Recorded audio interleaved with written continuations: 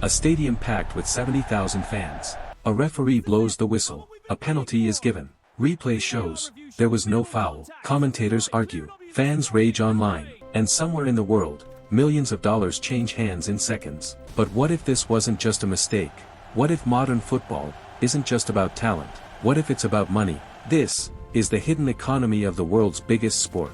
In 2015, something happened that exposed the dark core of global football.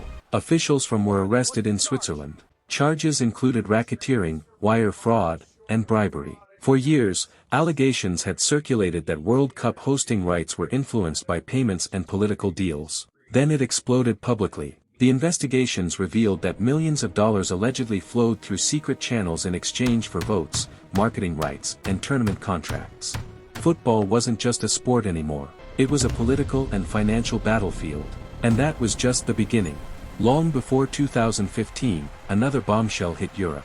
In 2006, Italian football was rocked by the scandal. Top clubs, including, were accused of influencing referee appointments. Phone calls were leaked. Executives were heard discussing which referees should oversee matches. The consequences? Juventus was relegated. Titles were stripped. Reputations were destroyed. But here's the real question.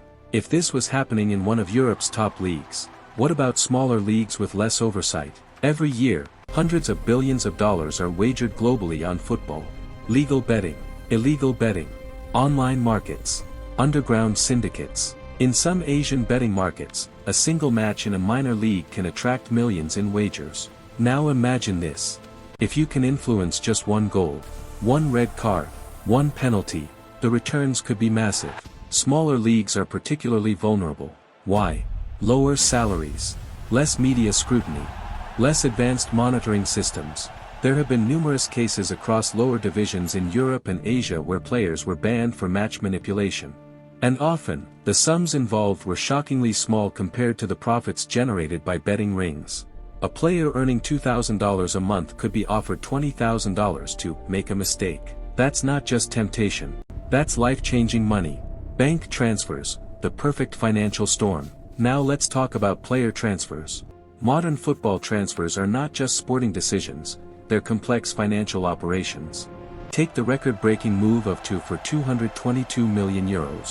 That wasn't just a transfer, that was a financial earthquake. Agents collect commissions. Lawyers structure contracts.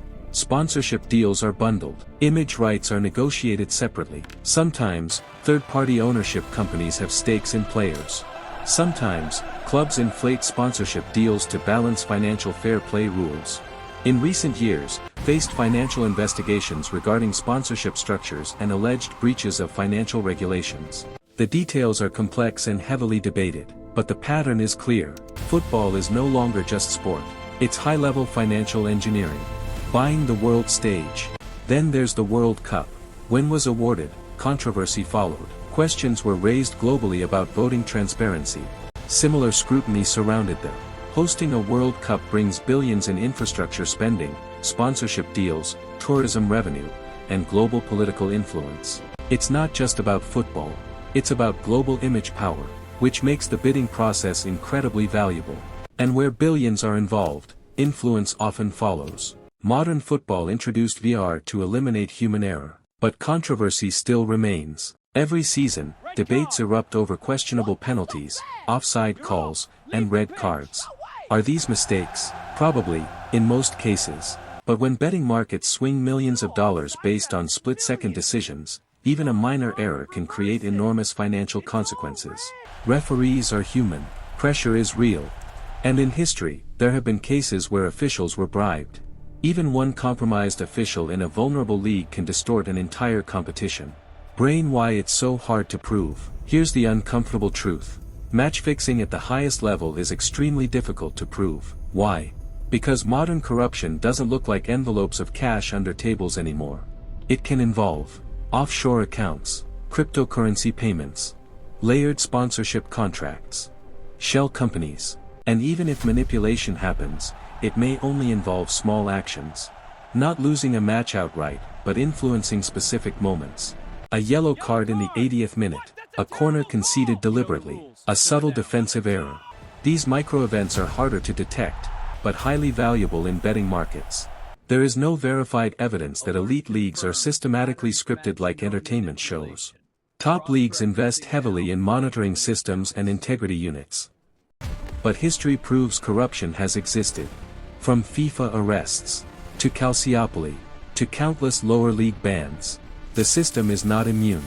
And when you combine massive global betting, state ownership of clubs, political interests, billion-euro transfers, you create an ecosystem where money and sport are deeply intertwined. Football is the world's most watched sport. Billions of fans, billions of dollars, billions at stake. Most matches are likely fair. Most players are honest. Most referees try their best. But history has shown us something important. When money becomes this big, temptation follows. So the real question isn't, is football fixed? The real question is, can any billion-dollar global industry ever be completely clean? Because once sport becomes business, the game changes.